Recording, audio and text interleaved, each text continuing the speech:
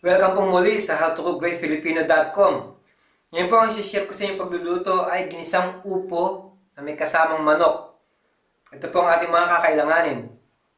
Upo, laurel, meron tayo rito chicken stocks, onion, breast chicken, chop ko po siya sa strips, tomato, garlic, ginger, egg, fish sauce, annatto powder, chili, tsaka pamintang buo. Gagamit din po tayo ng cooking oil sa paglulutong ito.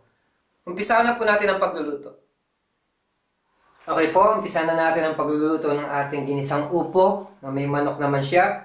Mainit na po yung ating wok, may mantika na rin. First step, lalagay muna natin yung ating breast chicken.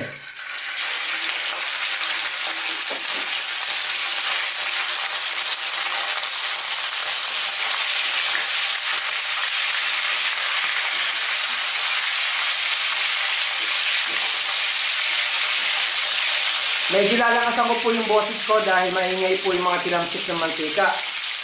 So, papupulayin muna natin yung manok, tapos isusunod natin yung garlic at ang ginger.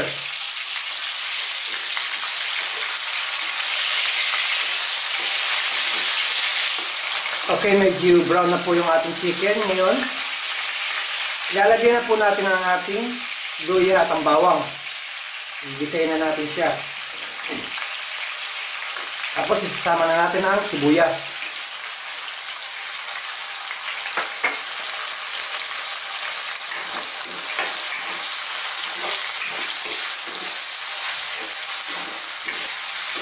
Haluin na natin ito ilang minuto. Tapos susunod natin ang ating kamatis.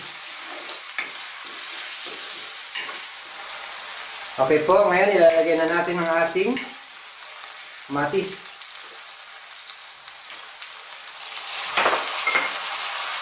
Again, stir lang natin siya ng mga ilang minuto.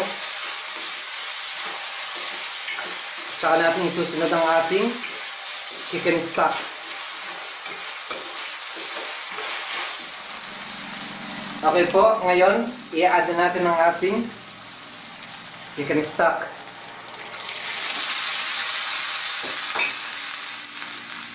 Ang patis,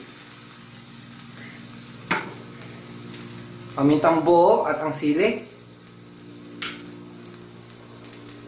annatto powder,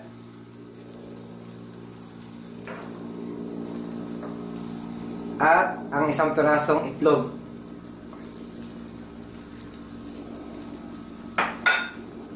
Ngayon po, haluin natin.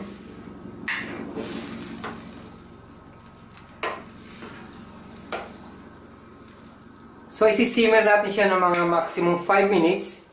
I-cover natin siya. Tapos, ang last stage, ilalagay na natin ang ating upo. Okay po.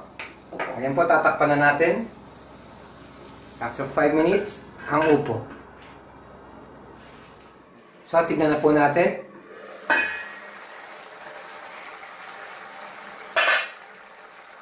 Ayan po, luto na yung ating manok. So, punta na tayo sa last stage. I-add na natin ang ating laurel at ang upo.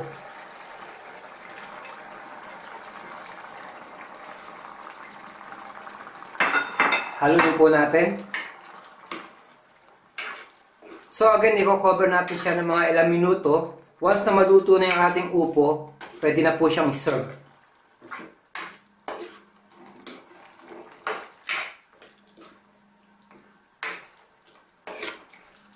Again, tatakpan na natin. Tapos, ipe-present ko na sa inyo sa table. Okay po, ito na ang ating ginisang upo na may kasamang manok. Maraming salamat po sa panonood ng howtocookgreatfilipino.com. Mabuhay!